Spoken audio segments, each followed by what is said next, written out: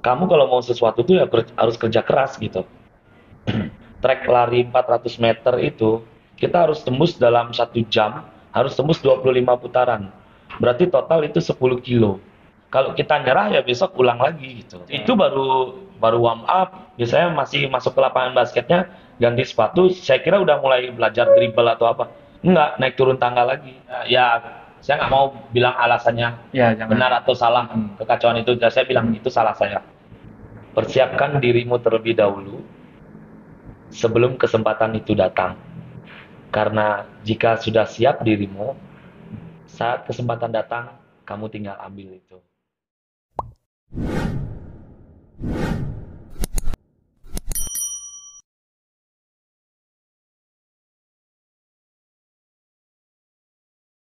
Halo semuanya, kembali lagi di Ngobrol Basket WM Sport Channel. Dan kali ini kita masuk di part yang kedua, tetap bersama Kakak Anton. Kita akan ngobrolin sekarang ini tentang kiprahnya Kak Anton di dunia kepelatihan.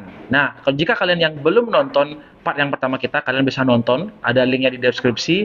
Dan nonton itu dulu deh, supaya kalian tahu bagaimana alur ceritanya kita ngobrol bareng Kak Anton sendiri. Nah, Kak Anton, akhirnya Kak Anton berhenti di pro, membuat akademi bersama Kak Rusta, Kak Doni, berkembang bersama elit Ya. dengan segala prestasi yang Kak Anton capai. Dan kenapa Kak Anton harus keluar dari zona nyaman itu dan membuat akademi sendiri? Itu tadi eh, saya bilang yakin dengan mempersiapkan diri lebih awal itu. Mm-mm. Karena pada saat kesempatan datang saya sudah siap, saya tinggal ambil gitu. Ya, jadi waktu itu kita kebentur pas pandemi kalau nggak salah ya. Mm-mm. Pandemi mungkin seluruh Indonesia kali lesu basketnya ya, Jelas ya. lesu banget. Cuman saya dari start saya punya logo namanya Lapitar Basketball Clinic itu Mm-mm. di 5 6 1 2 4 tahun lalu. 4 tahun lalu saya saya yakin mungkin saya paling pertama buat kelas privat untuk Mm-mm. bola basket. Saya yang paling pertama buat, saya bilang saya bingung apa namanya, oh klinik aja lah. Saya rasa klinik itu kan kayak dokter gitu, ada dokternya, Mm. oh saya dokter basketnya lah gitu. Mm. Jadi saya sebenarnya lucu-lucuan aja sih, saya buat Lapitar.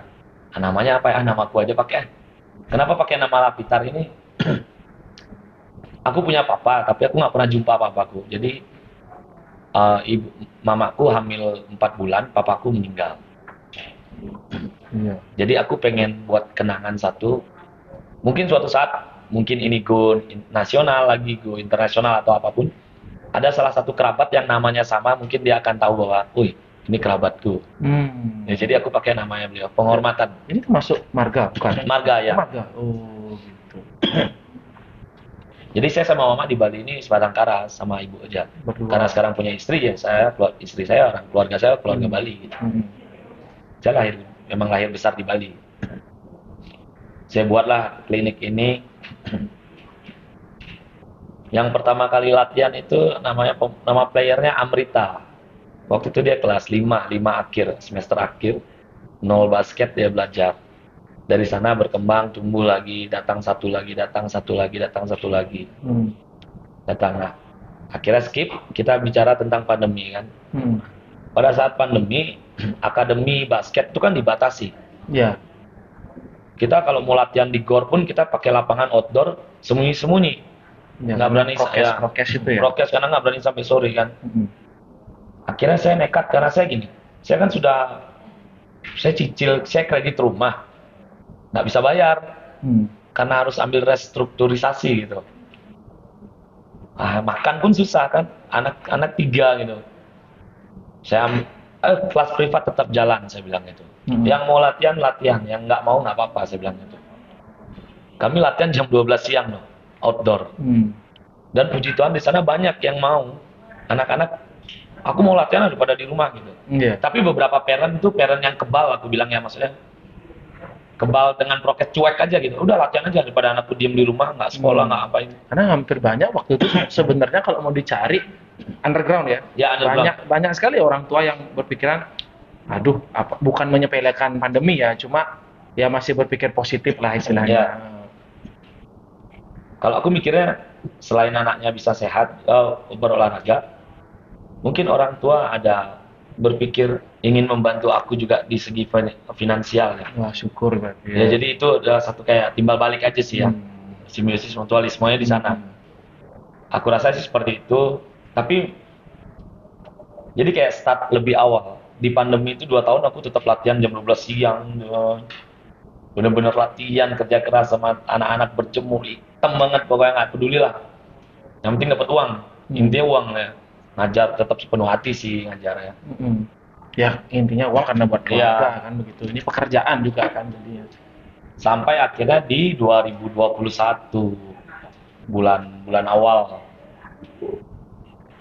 tetap berjalan, pandemi sudah mulai Meredup. sedikit meredup, akademi di Elite tetap berjalan dan lain-lain tetap kami berjalan biasa, cuman masih loyo lah ya saya bilang. Hmm.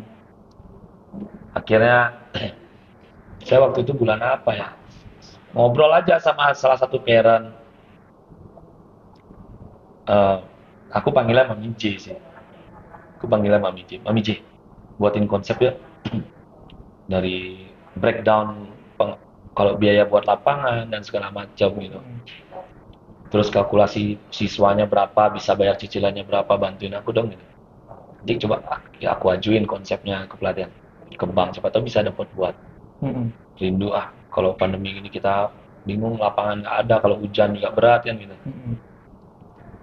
Dibuatin lah, dikirim via drive gitu.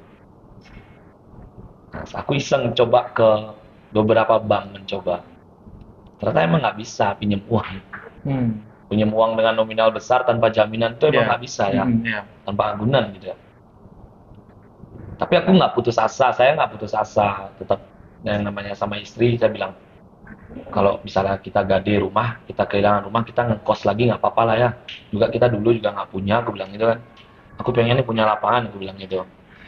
Istriku dukung, aku terserah apa aja, aku ikut, dia bilang. Ya udah, aku gas coba. Gagal lagi. Aku udah siap kehilangan rumah nih. Karena udah nggak bayar kan restrukturisasi 2 tahun, sekalian aja jual gitu feeling gue. Hmm. Sisanya pakai nombokin buat lapangan apa seadanya aja gitu. Udah cuek, udah nekat. Ditolak, tetap nggak nyerah, udah. Akhirnya salah satu siswa saya yang ikut privat saya ini, sebenarnya sampai ngopi nih di Gorma Rai itu, di Ibu Dagang itu kan legend Ya, banget ya. ya, benar. Cerita lah. Wih kemarin aku gini loh om, coba-coba ini ke bank ini nggak bisa loh, padahal udah ada konsepnya. Lalu beliau nyeletuk. Wis nggak usah pusing ke Anton, nanti aku yang buatin lapangan, dia bilang gitu. Nyangka nggak kira-kira dengan bahasa seperti itu kamu nanggepinnya serius nggak gitu? Bahasa di warung kopi ya istilahnya. Iya Bang. Bener om. Dengan kaget, udah makasih om ya gitu. Akhirnya kita nggak ngelakuin pembicaraan itu selama 1 minggu ke depan.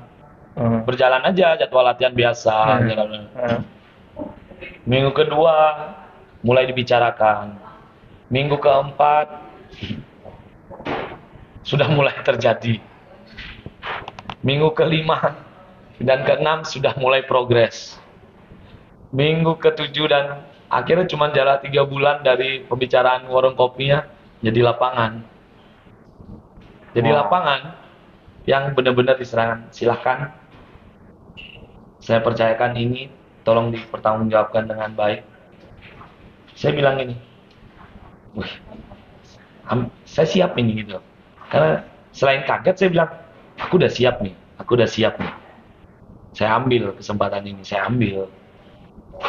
Ya, pas di momen terakhir bulan November, jadi kita mau opening, saya mengundurkan diri dari bersama rekan-rekan Kak Rusta, Kak Doni, bersama Elit, kawan-kawan lain. Saya mau fokus di sini gitu.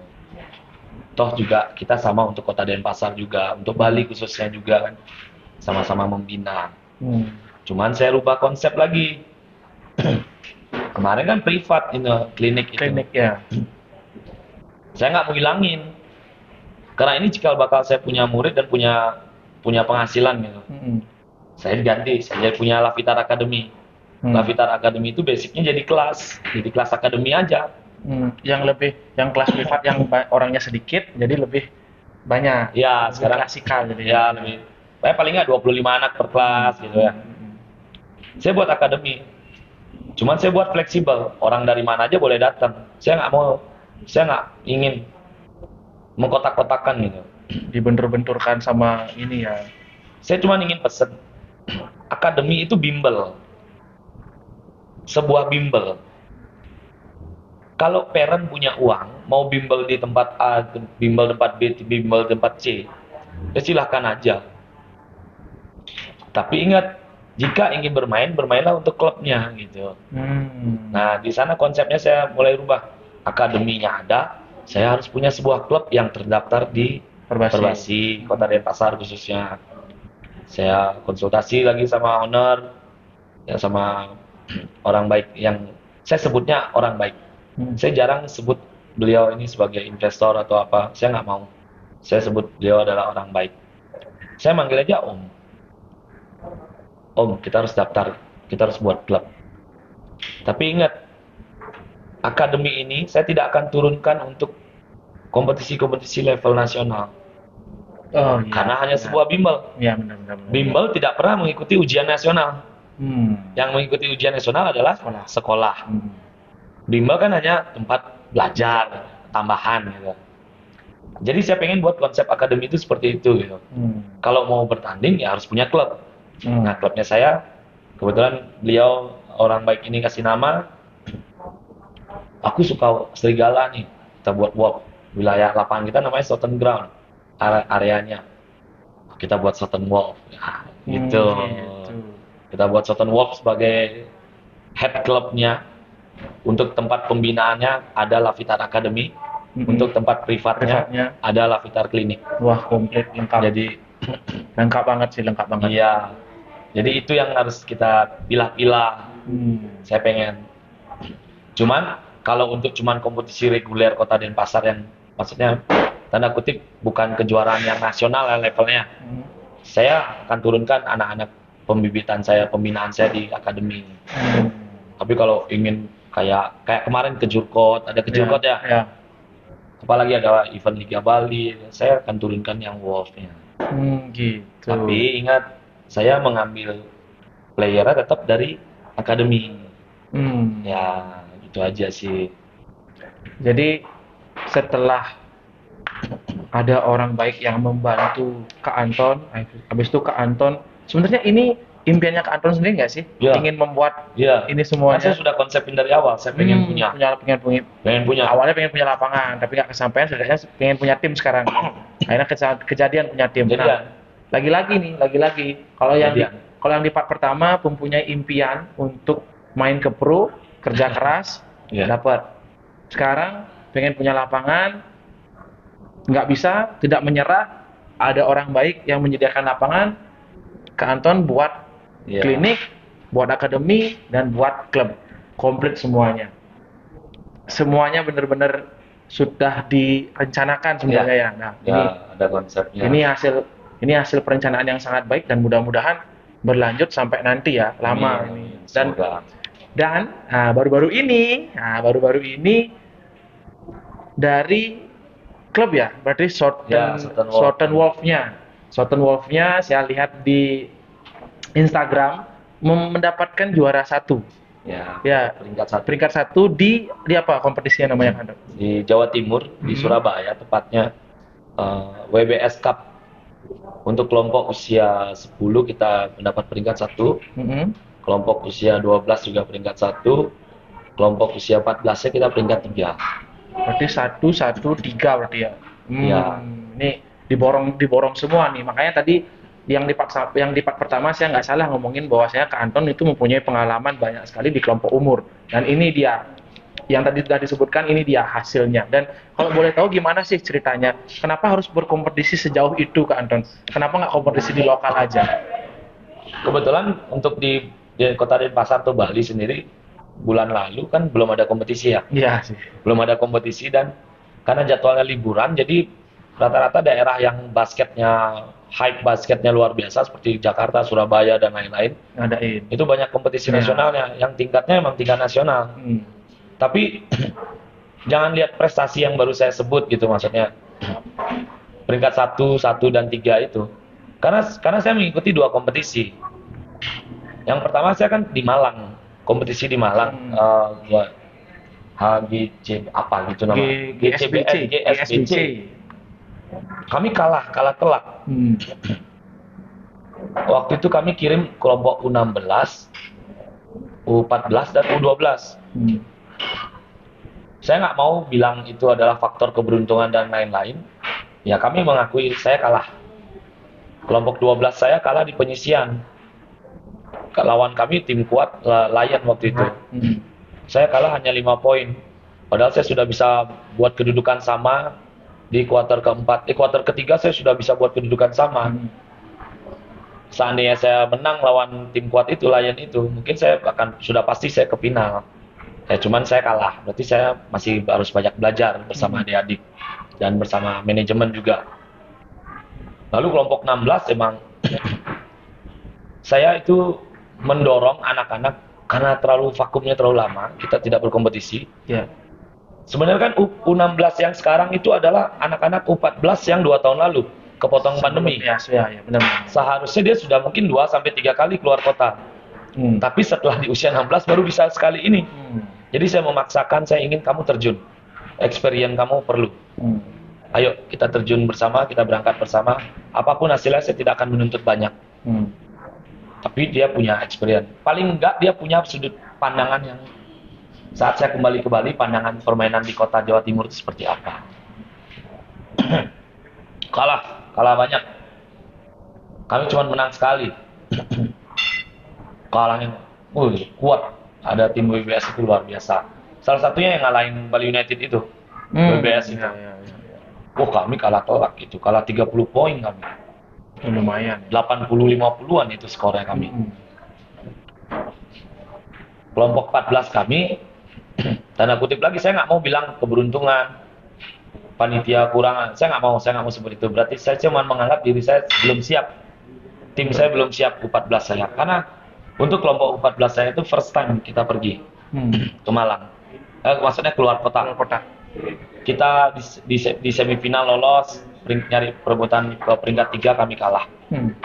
Oke, kami dari Malang kami lompat ke Surabaya. Di sana kami berbenah. Berdasarkan pengalaman yang di Malang, sudah mulai lebih kontrol anak-anak, lebih matching permainannya. Karena itu the first time ya. First time keluar. Ya. Tekanannya memang hebat. Ya, pressure memang beda. Akhirnya di Malang puncaknya kami mendapatkan untuk U14 peringkat 3, kelompok U10 peringkat 1 dan kelompok 12 peringkat 1. Cuman U16 kita nggak kirim waktu itu ke Surabaya. Mereka direct dari Malang langsung pulang ke Bali. Itu. Jadi untuk first time tim Wolf sendiri pergi keluar kota, puji Tuhan kita mendapatkan hasil yang baik lah. Itu untuk yang di luar kota. Kalau yang di lokal Bali sendiri, prestasi yang telah tercapai oleh Soton Wolf. Waktu itu kelompok U16 kalau nggak salah kita final Liga Bali ya. Tapi itu kan kebentur pandemi dan apa-apa. Itu karena transisi kalau nggak salah. Transisi karena pada saat itu beberapa tim yang harusnya lolos ke final. Saya kan waktu itu harus ada di perebutan peringkat 3 dan 4. Tim yang lolos ke peringkat itu dipulangkan kalau nggak salah karena banyak yang terindikasi COVID. Kan. Jadi sedikit buyar lah eventnya waktu itu. Cuman tetap berjalan lah. Jadi saya berani bilang itu adalah keberuntungan untuk saya sebagai tim pendatang baru Wolf. Kita mendapatkan. Tapi jangan besar kepala, maksudnya kita perlu banyak berbenah gitu. Kita dapat peringkat waktu itu di Liga Bali. Itu sih. Untuk U14 kita kalah juga di semifinal. Lalu ke Jurkot kemarin U15 kita peringkat 3. Masih seputaran peringkat 3 saja. Belum bisa membendung yang namanya Merpati, Elit. Mungkin suatu saat saya akan melampaui mereka. Ya itu optimisme itu pasti. Itu keinginan saya. Dan Kak Anton sendiri membuat klub, membuat akademi dan membuat klinik apa sih sebenarnya yang Kak Anton mau tunjukin? Perbedaan apa yang Kak Anton mau tunjukin? Ya, itu salah satunya. Saya ingin buat satu payung ada klub, satu payung ada pembinaan, satu payung saya punya untuk private academy itu. Klub ini terjun untuk kompetisi-kompetisi besar, akademi mungkin kayak pick up game, sparring partner atau apalah yang standar aja buat saya kompetisinya gitu. Saya pengen berbenah aja, saya nggak pengen ada nanti kita harus rubah aja konsepnya gitu. Kalau mau turun kita harus terdaftar resmi gitu. Edukasinya. Terus saya ingin menghindari kejadian-kejadian jika anak kami nanti suatu saat dipilih atau diambil oleh tim-tim besar sudah legal. Ya. Kita punya badan hukumnya lengkap. Kamu ingin ambil, kita punya badan hukum, anak ini terdaftar di kami. Jadi lakukanlah sesuai dengan hukum yang berlaku. Gitu. Benar. Jadi supaya tidak ada kecenderungan, karena kemarin kan ada ya begitulah, tahulah seluruh Bali mungkin tahu. Ambil sana, ambil sini, ambil sana, ambil sini begitu. Saya pengen legal. Paling enggak satu yang harus saya pesan, masalahnya bukan pesan sih. Saya sebagai Wolf ini kita punya sebuah perusahaan juga. Wolf memberikan bantuan. Jadi tidak murni jika ingin pergi keluar kota atau apapun, orang tua tidak dibebankan berat gitu untuk biaya. Wow, ini baru nih terus. Jadi kami kemarin menyanggupi jersey 3 warna dengan maksudnya potongan-potongan harga. Jadi orang tua mungkin biayanya lebih diringankan jauh dibandingkan dengan harga normal yang harus kalau kita keluar kota gitu loh. Ngerti. Jadi tanggung jawab sebuah klub ini sebenarnya. Jadi itu yang ingin kita buat, klub itu harus mendukung, mensupport gitu. Lebih ke anak-anak ya. Dan puji Tuhan klub itu suatu saat akan berkembang dan sponsor pun masuk. Karena akhirnya kami masuk nih seperti ada My Republic di lapangan kami kan sudah ada My Republic dan segala macam. Lalu untuk Cahaya Printing sendiri bantu kami untuk desain jersey dan segala macam. Sudah banyak ini sponsorship yang masuk. Ya, itu juga dana itu akan dikembalikan lagi ke anak-anak Wolf yang ingin pergi keluar kota nanti gitu. Kalau selain dari yang perbedaan yang tadi Kak Anton sebutkan, ada nggak perbedaan treatment? Karena kan Kak Anton kan dulunya di Elite Academy, terus sekarang mempunyai, kalau di Elite Academy kan berbanyak, istilahnya Kak Anton kerja di sana. Lalu sekarang kerja dan punya tempat sendiri. Ada nggak perbedaan treatment yang Kak Anton rahasiain selama lama Kak Anton rahasiain, dan sekarang karena udah punya sendiri Kak Anton keluarkan jurus-jurus itu? Ada nggak treatmentnya? Misalnya treatmentnya saya lebih mengarahkan anak-anak untuk selalu fight atau kerja keras atau bagaimana? Nah itu kalau itu sih standar sih, saya kan karakter saya keras ya. Saya pengen anak-anak saya itu ikut karakter saya, nggak manja, nggak apa-apa nyerah. Saya pengen anak-anak saya tuh ngerubah mindset semua bahwa capek itu nggak ada. Capek itu hanya pada saat kamu pikiranmu bilang capek, itu capek. Tapi saat pikiranmu bilang nggak capek, kamu nggak capek gitu. Saya pengen anak-anak punya karakter fight. Makanya saya punya nama fighter itu kan. Iya itu. Saya ingin anak-anak tuh menjadi seorang pejuang, seorang fighter, petarung. Benar-benar bertarung sampai habis, sampai last. Ya mungkin beberapa teman ada yang nonton saya main kemarin terakhir ya habis-habisan. Sampai jatuh emang sakit ya. Tapi saat saya habis ya udah cukup, berarti di sini kemampuan saya udah selesai. Iya. Itu aja cukup buat saya itu. Saya pengen anak-anak bukan niru kekerasan yang pernah saya miliki atau apa. Saya pengen anak-anak punya satu karakter. Ya, jadi karakternya itu yang selalu petarung itu saya pengen. Fight itu ya. Maksud kata petarung itu bukan berarti dia harus petarung bukan, tapi perjuangan di balik itu. Dia untuk mencapai semua itu dia harus bertarung. Jadi itulah rahasia treatment yang Kak Anton punya. Dan kalau boleh tahu, ini mungkin kita konfirmasi balik ya ke Kak Anton ya. Kak Anton sendiri selain mempunyai lisensi kepelatihan, Kak Anton juga mempunyai lisensi tentang training ya?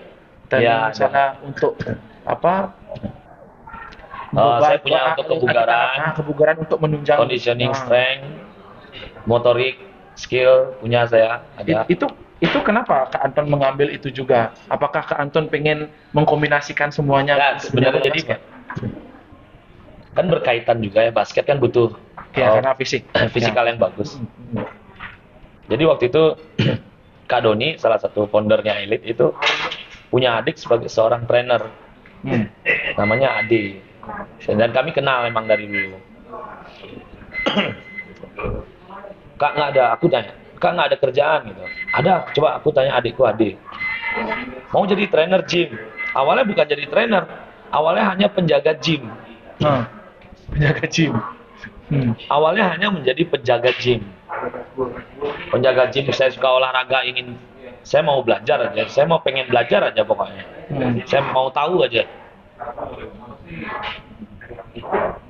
Ya, ikut training aja, ikut license.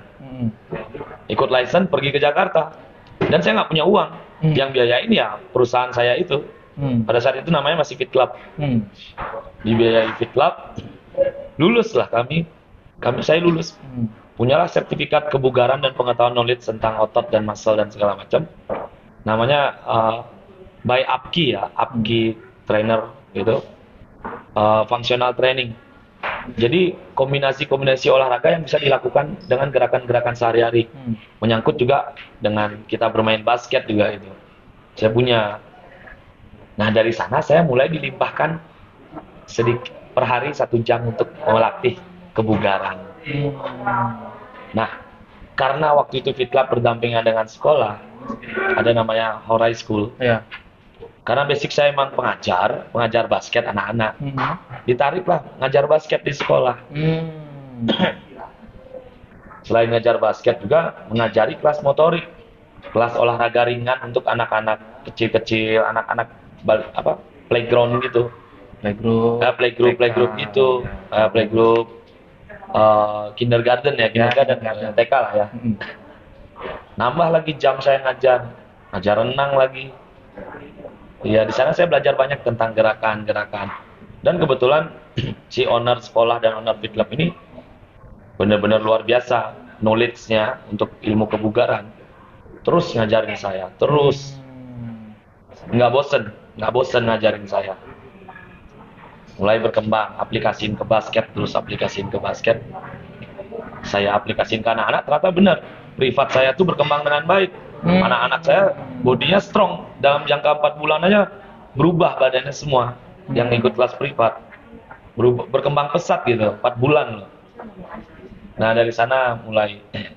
Terakhir kemarin Kota Denpasar mengadakan kepelatihan dan saya dikirim juga, puji Tuhan saya masih dipercaya, dikirim ambil conditioning strength kemarin, tapi masih level 1 kemarin.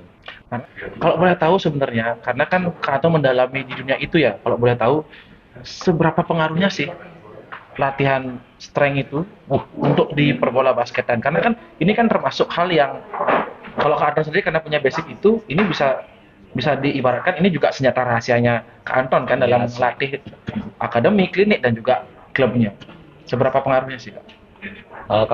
Jadi gini, sebelum saya jawab itu, sebenarnya untuk di level pro sendiri, jika terjun di level pro itu fisikal itu harus bagus. Ya, dia sudah punya pelatih fisik dan lain-lain ya. Pasti. Ada gymnya dan segala macam. Nah, kenapa kita tim amatir atau sekelas akademi, kenapa kita tidak melakukan hal seperti itu? Seperti tadi saya bilang, siapkan dirimu saat kesempatan itu datang, kamu sudah benar-benar siap. Siapkan terlebih dahulu. Jadi saya ingin mempersiapkan anak-anak saya. Basket itu kan olahraga power ya, dengan penuh eksplosivitas, power di atas rata-rata, pokoknya ngeri ya. Saya rasa itu olahraga yang berbahaya juga. Jika badan anak-anak tidak siap pada saat ada benturan, mungkin akan ringkih ya, terjadilah cedera ini itu. Jika sudah siap, benturan itu ya udah benturan aja biasa gitu. Ya, tidak akan ada efek yang benar-benar berbahaya gitu.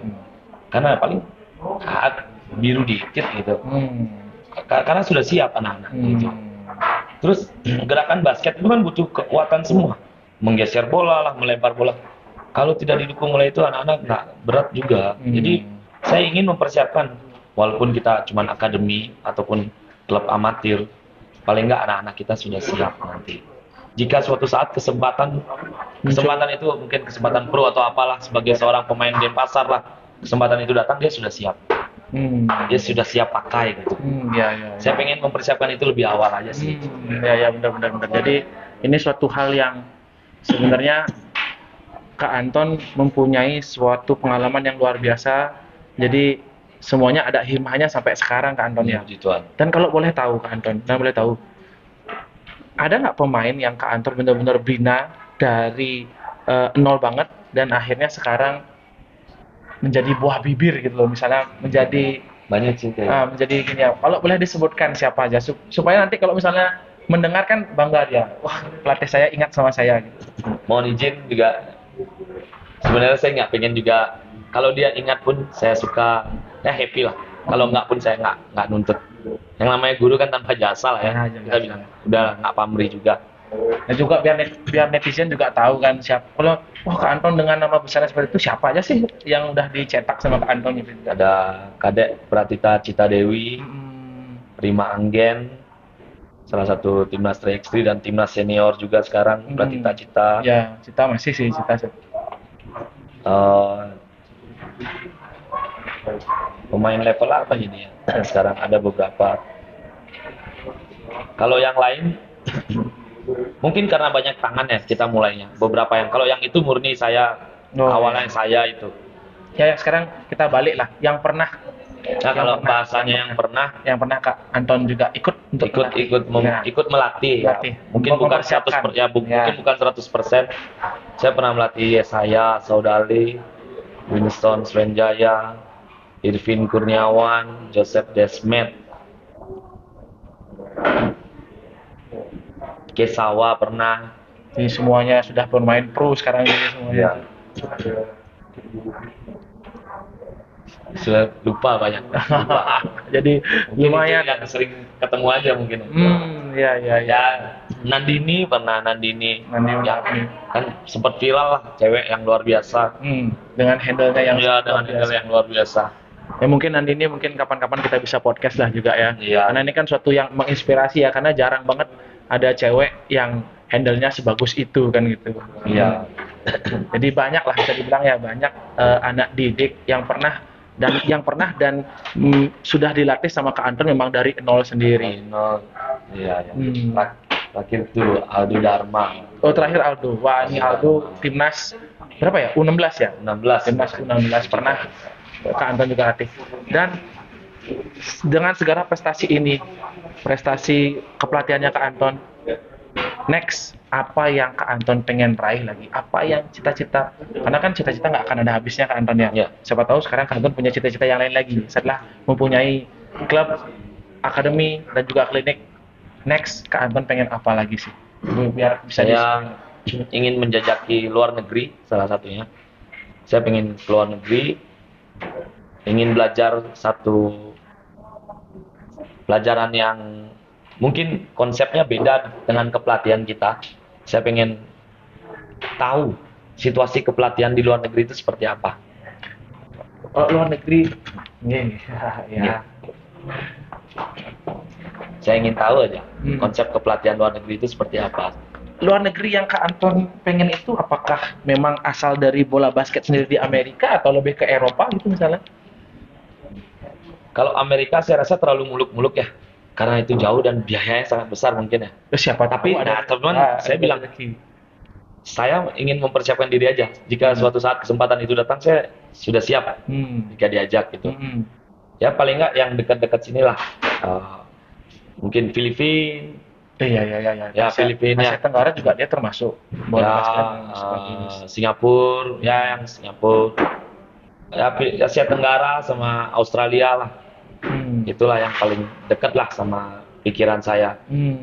Jepang mungkin. Ya Jepang bagus. Cina mungkin juga kan. Ya Cina yang benar-benar katanya Cina itu benar-benar mengkonsepkan olahraga itu dibina dari bayi begitu kan. Ya benar. Yang itu yang saya dengar ya. Kepo juga sih sebenarnya tahu. Tentang kepelatihannya mereka tuh kenapa mereka bisa semaju itu, kenapa kita dengan sumber daya yang banyak kok nggak bisa gitu. Ya, ya benar benar benar. Bukan nggak bisa, kok lama Kok lama? progresnya itu. Apa sih yang sebenarnya Apa yang sih berbeda? sebenarnya, ya apa sih yang Ya. beda gitu. Benar, Saya benar. pengen tahu itu aja sih. Benar, benar. Ya pengen, ya semoga Dan kesampaian. semoga kesampaian dan ada satu lagi tadi lupa nanya nih.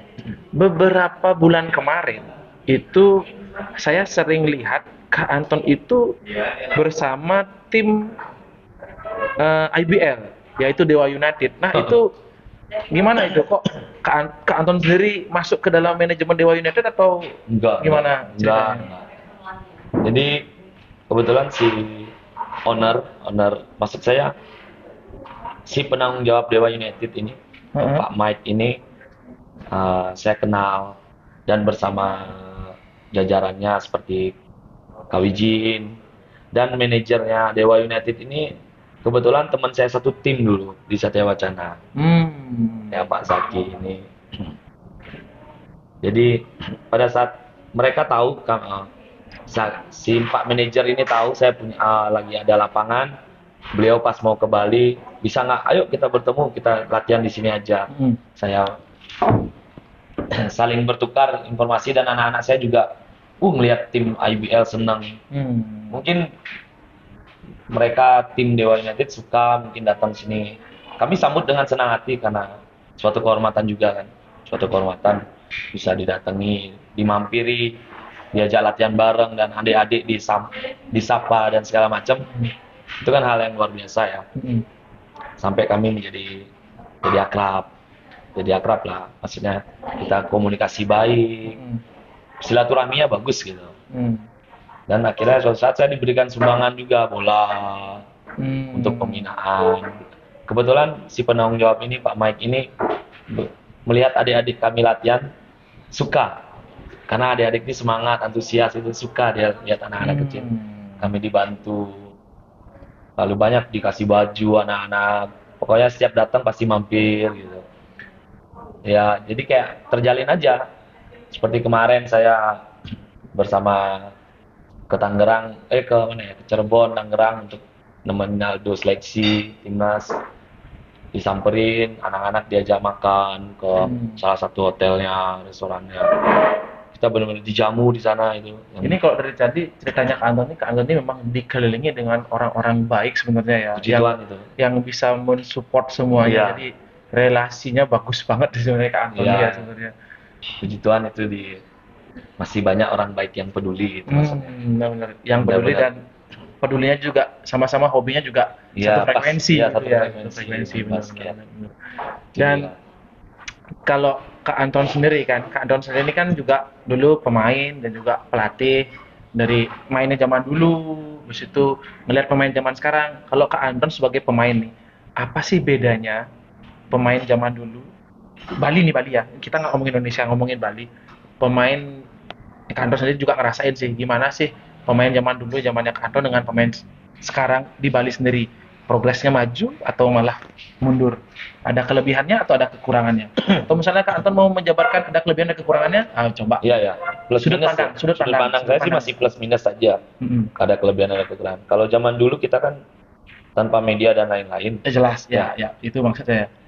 Cuman dengan karakter kita bermain dulu tuh kita berani aja bermain. Siapapun lawannya kita hajar aja, kita berani. Pokoknya mungkin saya rasa dulu lebih nekat gaya bermainnya, lebih nekat. Tapi emang akurasi lebih bagus.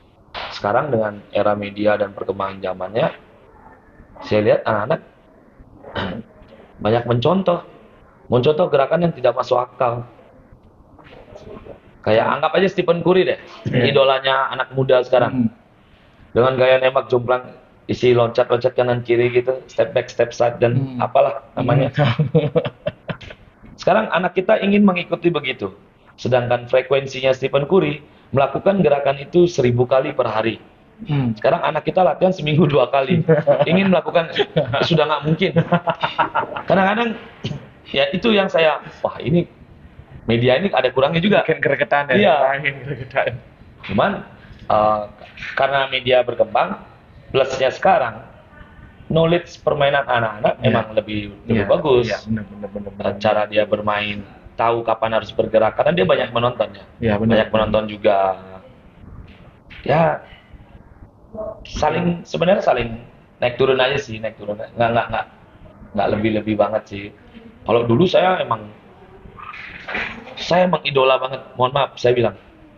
Saya akui saya idola banget yang namanya Rustawijaya, Glenn, Ivan Andi Dharma, Doni, Hermawan, dan jajaran lainnya, Ganda. Saya nonton SMP itu dia latihan di dalam itu ngedang itu bolak-balik loh.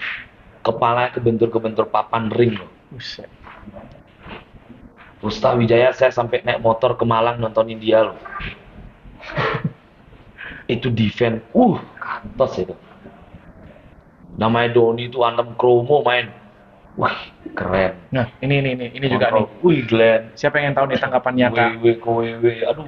Tanggapannya Kak Anton sih saya pengen tahu. Kalau misalnya idolanya Kak Anton yang dulu jadi satu, kita time travel ya, time Ya, travel. Kalau pemain yang tadi disebutkan sama Kak Anton lawan pemain Bali saat ini, kelar adik-adik sekarang. segitunya Kelar. perbedaannya Jauh. zaman dulu sama zaman sekarang. Kelar. Wah, berarti ada banyak PR buat anak-anak Iya. yang sekarang ya. Sekarang mana ada anak-anak mau disuruh lari 25 kali 1 jam. Komplain. Komplain habis itu orang tua, coach kok begini coach latihannya, ya kelar kita. Kalau dulu mah, kalau nggak suka boleh pulang. Dan kalau nggak salah kalau dulu latihannya itu aja, Ya, monoton aja. monoton aja. Itu aja. Latihan passing bisa passing. Passing 8 1 jam. Kalau yang sekarang anak-anak Sekarang baru lebih banyak kapan kita ini coach, kapan kita sudah ini? bervariasi Ya. kan sekarang. Maksudnya banyak variasinya. Hmm. Dulu mau bosen nggak bisa. Mau komplain nggak Mau bisa. komplain. Malah disuruh tambah. Nah, Kalau nggak suka silakan pulang. pulang. Ya benar. Cuman itu jawabannya. Wow, itu perbedaan, gambaran perbedaannya Iya. bisa dikatakan seperti itu ya. Dan kalau dari segi kepelatihan, apakah Kak Anton punya, tadi kan kalau dari segi pemain kan Kak Rusta, idola. Kalau misalnya kepelatihan, siapa idolanya? Lalu apakah Kak Anton benar-benar mengcopy atau Kak Anton memang punya Nggak. gaya tersendiri, filosofinya Kak Anton sendiri? Nah, itu seperti apa? Kalau kepelatihan saya mengidolakan diri saya sendiri. Masih mantap. Ini dia. Seru nih. Saya punya buku hampir 3 buku dengan gambaran lengkap. Saya mungkin nggak bisa tunjukin karena emang nggak bawa. Semua ide saya tentang permainan saya gambar dengan lapangan setengah lapangan saya buat. Jadi saya buat kayak kata pengantar, kamus, tinta warna merah untuk gerakan cutting, tinta warna biru untuk passing, tinta warna hijau untuk screen up screen atau down screen. Saya buat kamusnya dulu. Jadi pada saat orang baca pattern itu, oh ini gerakannya cutting ini. Saya sudah ada dan ada penjelasannya angka 1, 2 dan saya punya hampir 3 buku sudah mau jadi. Itu dari saya main pro saya catat. Bentar dulu. Ini kata-kata mau jadi ini, Kak Anton mau merilis buku ini. Enggak, hanya buat saya belajar. Mungkin kalau ada yang mau saya kasih. Apakah ini termasuk cita-cita? Siapa tahu nih kan? Siapa tahu. Apakah ini termasuk cita-citanya Kak Anton sendiri? Next ke depannya, pada saat saya sudah berumur, ini akan saya menjadikan tinta emas saya di akhirnya. Ada sih arahnya ke sana. Saya jadiin kenangan aja. Nanti suatu saat bisa jadi buku bagus kan. Lumayan. Kenapa hanya cuma jadi kenangan? Siapa tahu bisa dicetak dan itu berguna untuk Bali dulu Kak Anton. Ya semoga aja. Kita lihat ke Semoga ada depannya ya. yang Kita lihat ke depannya. Semoga ada Kak Anton lagi kan. Lumayan kan dapat warisan dari seorang Kak Anton. Saya punya banyak belajar. Tinta emasnya Saya suka. akhirnya bisa menjadi. Saya cuma pengen satu lagi terakhir nih, saya ingin merubah konsep permainan. Saya nggak bilang saya nyontoh Amerika kejauhan lah, muluk-muluk. Filipina masih hebat lah Filipina. Saya ingin bermain tuh anak-anak dengan knowledge-nya dia, bermain natural, bermain berlari dengan cepat, melakukan finishing dengan cepat. Pada saat stuck dia sudah punya ide-ide brilian untuk melakukan. Nah, sebelum mengeluarkan ide brilian itu harus kita punya kebiasaan yang baik untuk melakukan itu. Jadi kebiasaan pergerakan. Jadi tanpa saya paling anti melihat orang bermain. Mohon maaf ya, saya tanpa maksud menyinggung atau apapun, saya nggak pernah menyinggung orang. Nggak mau menyinggung orang atau player atau tim siapa aja. Saya nggak suka bermain A B baju kancing kayak pattern itu. Saya nggak suka. Banyak kodenya ya. Saya nggak suka. Saya pengen kayak di setting gitu. ya di setting itu saya nggak suka. yang namanya lari kalau udah kosong hajar aja udah. Saya pengen natural kalau saat nggak bisa mengajar atau kus-kus dan lain-lain, kamu sudah tahu di saat ada 2 orang kamu harus ngapain, di saat ada 3 orang kamu harus ngapain. Benar. Knowledge yang sederhana seperti itu, tapi kan itu butuh experience. Ya, itu Itu jam terbang. Ya, jam terbang. Karena kan yang dicapai itu IQ basket. Ya IQ basket kan yang dicapai, cuman dia kan perlu habitnya itu. Ya, habit. Jadi kebiasaan pelatihan latihan mereka repetisinya harus itu aja. Harus terus saja. Terus jadi tanpa kita nanti mungkin pelatih bisa duduk main cepat ya, cepat. Main pelan ya, dia sudah tahu. Tinggal ngomongin masalah ini keywordnya aja. Iya, udah. Kamu kurang gini, tahu. Ya udah ya gitu aja. Iya. Finishing udah semua bisa finishing gitu. Saya pengennya merubah semua. Nah, saya nggak mau muluk-muluk, saya mulainya dari tim saya, dari akademi saya, dari akademi dan dari Wolf saya. Saya ingin merubah itu aja. Ini untuk itulah sementara. Wow, nih semakin cerita banyak saya semakin salut sama Kak Anton sih sebenarnya ini. Wah, ini keren banget Kak Anton, keren banget. Dan oke, terakhir. Nah, terakhir kita sudah ngomong banyak, ngobrol banyak. Saya juga udah bingung mau nanya apa lagi karena udah saking salutnya sama Kak Anton. Terakhir nih Kak Anton, kalau ada orang atau misalnya anak-anak muda yang pengen join ke kelasnya Kak Anton, baik itu Lavitar Clinic atau misalnya Lavitar Academy atau misalnya ke Southern Wolf, itu caranya gimana? Jadi jika ingin bergabung di Lavitar Basketball Academy untuk reguler kelas pemula beginner, kita sebutnya dengan starter class, itu bisa datang di hari Sabtu pukul 10 pagi, di hari Minggu pukul 9 pagi. Jika ada anak-anak yang ingin mengikuti kepelatihan tentang cara bermain dan lain-lain, itu boleh datang. Untuk kelompok usia 10-nya ada di Senin, Rabu, dan Jumat jam 3 sore. Dan Senin, Rabu, dan Jumat untuk kelompok U12 jam 5 sore. Jika sudah memang punya basic bermain. Jika belum, saya sarankan untuk bergabung di kelas starter kelas itu di Sabtu dan Minggu. Ya, pelatihnya ada yang setiap kelas maksimal 25 anak. Maksimal 25 anak, pelatihnya ada 5. Pelatih berlisensi 3, 2 pendamping dari kelompok U16 senior. Kenapa ada kelompok U16 senior? Saya ingin memberikan pengalaman lebih ke tim senior saya, kelompok U16 dan 18. Bagaimana sudut pandangmu sebagai seorang player dan sebagai seorang pembina? Jika suatu saat kamu sebagai seorang player, kamu indisipliner terhadap saya, dan saat kamu menjadi seorang pembina, ada anakmu indisipliner, gimana rasanya? Dia harus tahu timbal baliknya. Jadi saya ingin pandangan ini terjun juga ke anak-anak. Saya ingin menanamkan bahwa saya melatih kamu dari kecil dulu. Sekarang ikut bantu saya di sini, rawat anak-anak ini supaya besok kamu juga dikenal.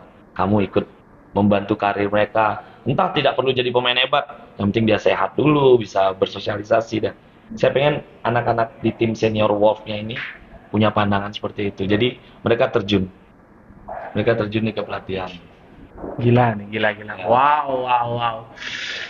Wah, Kak Anton keren banget sih ini. Itu dari konsep keren banget nih. Waduh, saya nggak bisa ngomong apa-apa lagi, ini udah konsep yang sangat bagus banget. Jadi bisa, kalau bagi saya Kak Anton di sini sudah setingkat jauh ke depan sekali pemikirannya, mempersiapkan semuanya, dan saya cuma hanya bisa berdoa buat Kak Anton sehat selalu dan semoga yang baik, semua yang Kak Anton harapkan itu terwujud, dan semoga basket di Bali juga makin maju ke depannya sih sebenarnya. Amin. Mudah-mudahan nih. Saya terus Kak Anton ya. Terima kasih sudah mampir. Saya juga udah mampir untuk pertama kali nih mampir ke Southern Ground. Udah lama pengen kesini tapi nggak pernah kesampaian. Dan Kak Anton juga terima kasih udah mampir ke WM Sport Channel, dan mudah-mudahan video kali ini menginspirasi kalian semuanya, anak-anak muda yang ingin belajar bola basket, dan mungkin anak-anak muda yang mempunyai keinginan sama seperti Kak Anton. Mudah-mudahan kalian berani untuk mengeksekusinya, karena ini kita sudah punya contoh senior kita dari bermimpi akhirnya bisa menjadi kenyataan semuanya. Dan saya sampai benar-benar speechless, nggak bisa ngomong apa lagi. Dan ini memang benar-benar luar biasa obrolan kita kali ini, luar biasa banget. Dan terima kasih buat kalian yang sudah support. Jangan lupa like, komen, dan juga subscribe channel WM Sport Channel. Semoga channel ini juga semakin maju ke depannya dan bisa menjadi YouTube-nya anak-anak basket, di Bali, Bali. bahkan di Indonesia. Mudah-mudahan, amin. Terima kasih banyak dan sampai jumpa di video ngobrol basket dan video WM Sport Channel lainnya. Bye.